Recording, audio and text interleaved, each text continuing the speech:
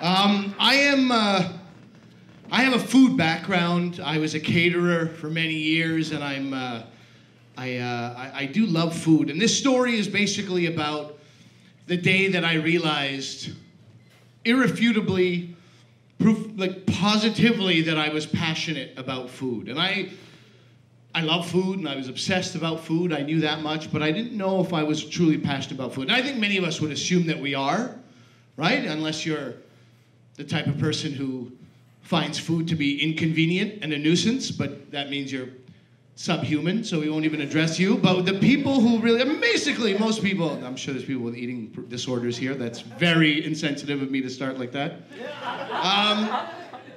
But basically most people will think, people who are like foodies, they'll think I'm very passionate about food. But I'll say, I don't use that word passion lightly. So many years ago, about 20 years ago now, I have a friend named Dave Dionarayan. His name is Dave. We call him Trinity Boy Dave. His nickname is longer than his name for some reason. We don't even have other Daves in our life. We just call him Trinity Boy Dave, which is very lengthy. But Trinity Boy Dave from Trinidad, he will appear later in the crux of this story. But this guy, I remember many years ago, would tell me, we lived in Montreal, both of us, and he had a girlfriend in Ottawa, and he told me, I'm not passionate about Sunita. I shouldn't name her by name. Anyway, it's not important. It's been 20 years. She knew. She must have felt that. He said, I'm not passionate about Sunita. I'm like, what does that mean, you're not passionate about her? You're talking to her all the time on the phone. You go to Ottawa every single weekend. All you talk about is Sunita. How can you not be passionate about her? And he goes, dude, I love her, and I'm in love with her, but I'm not passionate about her. When you see your girlfriend, and you haven't seen her for a week, do you want to just rip off her clothes when you see her? And I was like, yeah, I really do. And he was like, that's what I don't have. That's what I don't have. And for me, that was the definition of passion for a long time. So, and then, I come to a point where I loved food for so long, and then I made my career in food. And I was like, I really love food. I really love what I do. And I obsess about what I do. I've made a living doing it. I watched the Food Network incessantly, like the early years where there was just like 100 people watching the network, the very, very early years. Subscription to 3 different food magazines, like really into food. But do I want to tear off Eggplant's bra? I don't know. I don't know if I feel that way. Am I really passionate? So this story is really about how it was clear to me that this is a passion. I was in Montreal, and I was a caterer, and I get a phone call from a friend of mine, Amr, who I went to university with in Montreal also, and he says he's marrying this lovely woman, Millie, who's a beautiful Colombian girl. They're getting married, and they're getting married on Toronto Island. And they had heard rumors that I was a caterer now, and they said, we would love if you could cater our wedding, our special day. I can't turn that down.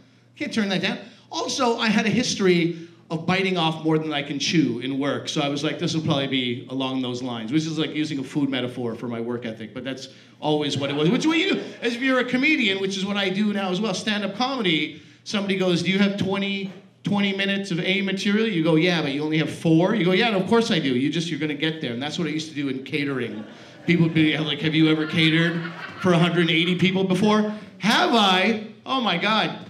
280 people, multiple times. You lie and you just get the job. But this one was important. These are friends. I don't want to let them down.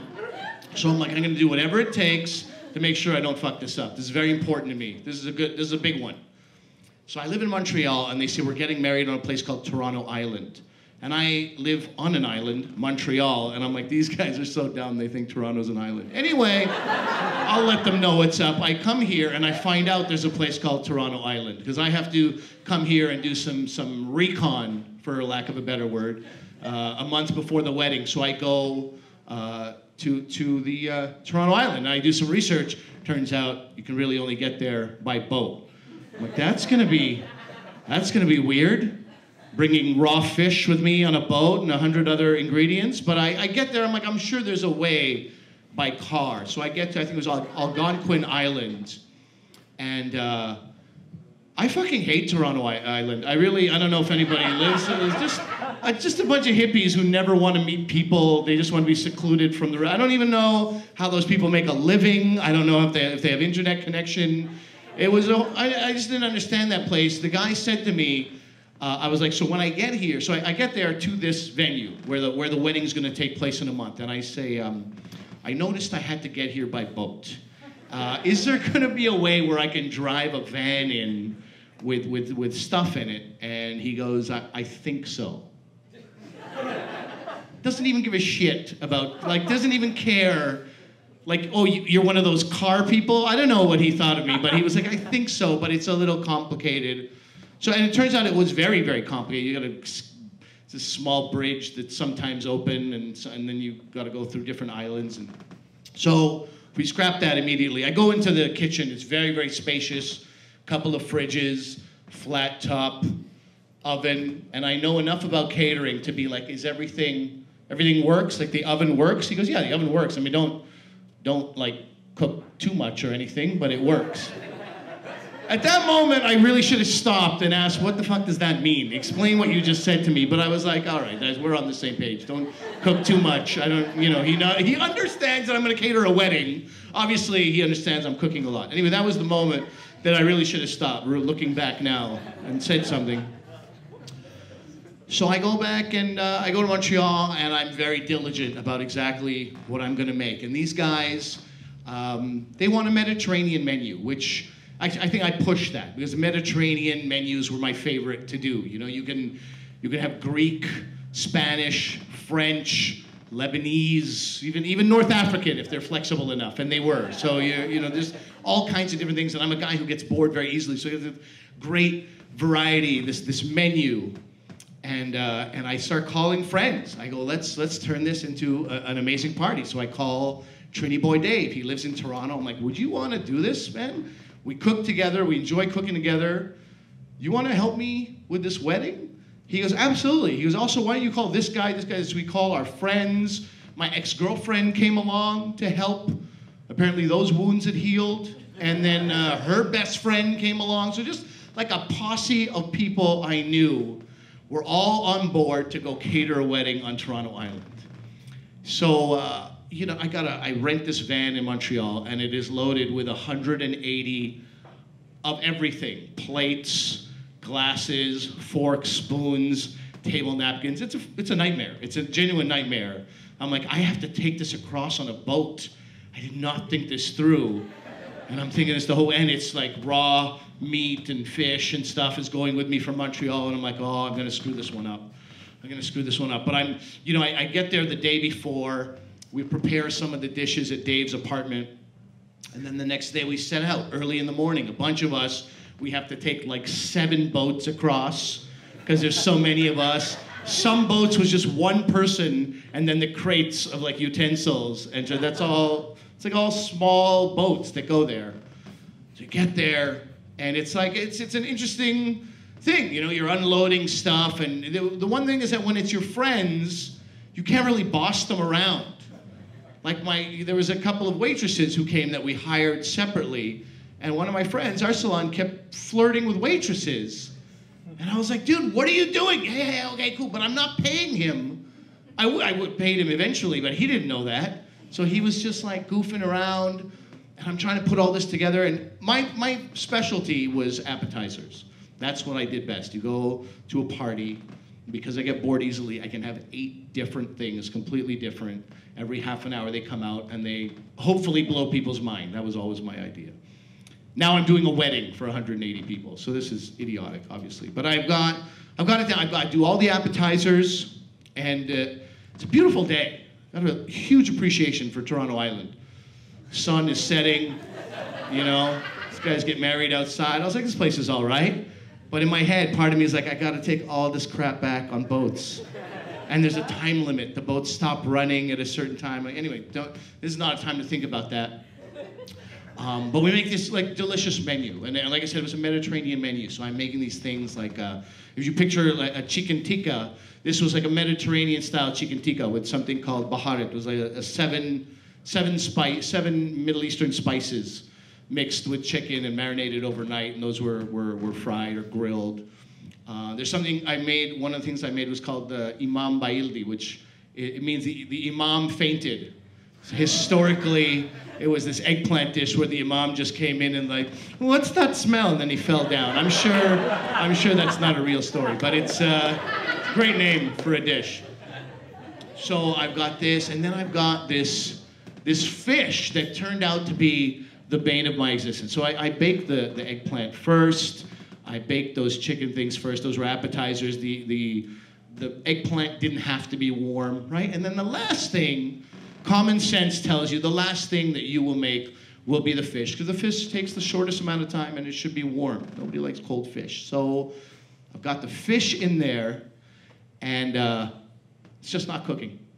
It's just not cooking. Every time I open it, nothing is happening. And it's a fish that's was supposed to bake on a high heat, and it's drizzled in this tahini sauce. I still remember these things. I actually went back to my emails with them, with Amr and Millie, and I looked at all these things, and I totally remember this. This is a great dish. I don't know if anybody knows what a taratur sauce is, but taratur is like tahini and garlic and parsley and cumin seeds, and it's blended up, a little bit of water. It's a delicious, delicious, tangy sauce. So I'm excited for these people. They're all excited. They're like a wonderful wedding. But the fish is not cooking. And now I'm like, that's what that asshole meant when he said, don't try to cook too much, or you're not gonna cook too much. That's what he said. He meant that before the fish, this oven's gonna just stop working.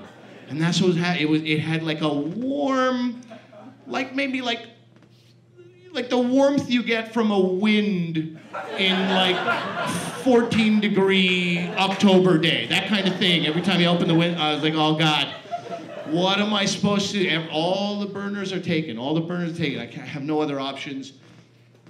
The only thing that saved me is because I was an appetizer guy. These people were well fed, and they were happy, and they weren't grouchy.